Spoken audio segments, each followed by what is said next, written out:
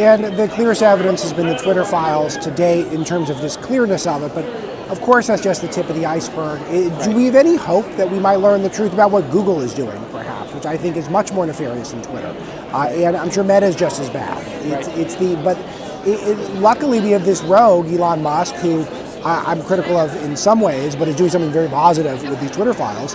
But we kind of got lucky that happened. And if we don't get lucky again, how are we going to figure out the truth about what's going on between the feds and Google? Right. No, I mean, it's a great point. And again, we did get lucky. And it's one of these things. It's like, if you really think about it, it's kind of unfortunate and even a little bit pathetic that Elon Musk has done more for free speech on the internet than any elected Republican official.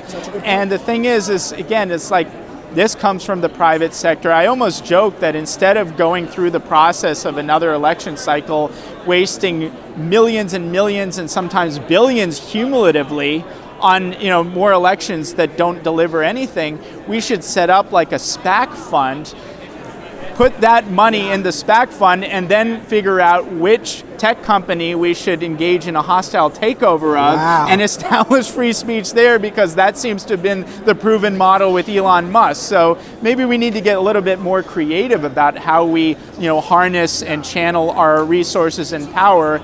But ultimately, you're right.